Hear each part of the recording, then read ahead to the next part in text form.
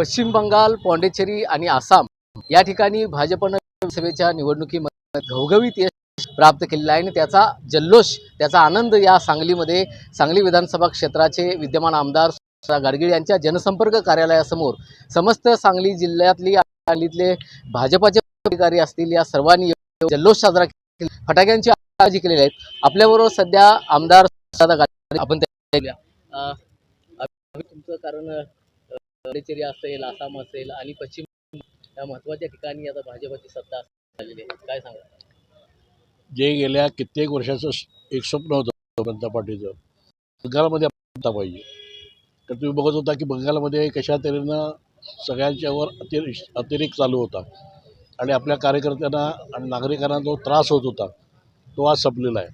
आणि ह्या असं दिसतं खरोखर त्यांच्यावर लोकांचा रोष होता आणि मतदानाच्या माध्यमातून त्यांनी केलेलं आहे।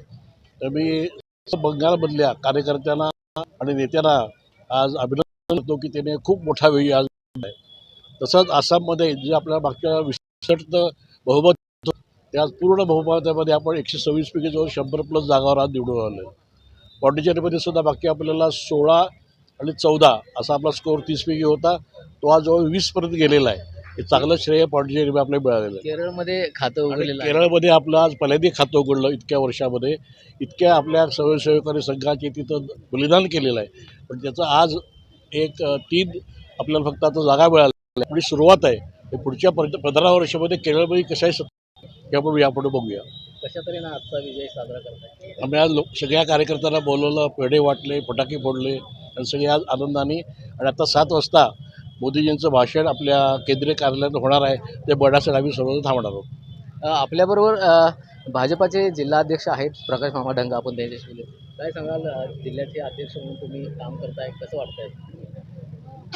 जे 5 राज्यामध्ये विधानसभेच्या निवडणुका झाल्या, यामध्ये सगळ्यात महत्त्वाचं पश्चिम बंगाल, जे पश्चिम बंगालमध्ये टार्गेटेड काम करून आमचे आदरणीय पंतप्रधान नरेंद्रभाई मोदी असतील, आमचे अमित शहा असतील आणि आमचे केंद्रीय अध्यक्ष नितीन नवीन जे असतील, यांच्या नेतृत्वाखाली ठिकाणी निवडणुका झाल्या आणि प्रचंड कार्यकर्त्यांनी त्या ठिकाणी अहोरात्र कष्ट केलं। मी आणि तिथल्या नागरिकांना देखील आम्ही अभिनंदन आणि शुभेच्छा करतो की त्यांनी देखील भारतीय जनता पार्टीवर विश्वास ठेवून एक सुशासनचं राज्य त्या ठिकाणी या आजपासून सुरू झालेलं आहे। आणि ह्या अगोदर जी ममता दीदीचं राज्य होतं की गुंडागर्दी विचार हा संपून टाकण्याचा प्रयत्न तिथल्या नागरिकांच्या आणि कार्यकर्त्यांच्या मदतीने आमच्या भारतीय जनता पार्टीने केलेला आहे। भाजपचं या तिन्ही राज्यांमध्ये सरकार आलेलं आहे, काय फरक जाणवेल इथून पुढच्या काळात? निश्चितच ज्या ठिकाणी भारतीय जनता पार्टीची सत्ता आपल्या देशामध्ये आहे त्या ठिकाणचा फरक आणि यूपीचंच उदाहरण घ्या, महाराष्ट्राचं उदाहरण घ्या, या ठिकाणचा जो फरक आहे त्याच्याहीपेक्षा कदाचित जास्त पश्चिम बंगाल आणि या राहिलेल्या याच्यामध्ये दिसेल। आणि मगाशीच आमचे आमदार आदरणीय दादांनी सांगितलं त्याप्रमाणे अगली बारी केरळ आणि तामिळनाडू। नक्कीच या विधानसभेच्या निवडणुकीमध्ये पश्चिम बंगालमध्ये सत्ता आणणं हे भाजपाचं मुख्य ध्येय राहिलेलं होतं आणि त्यानुसार पश्चिम बंगालमध्ये भाजपाची सत्ता आलेली आहे, ममता बॅनर्जींचं सरकार पडलेलं आहे आणि केरळमध्ये या भाजपानं 3 जागा घेऊन या ठिकाणी आपल्या पक्षाचं खातं उघडलेलं आहे।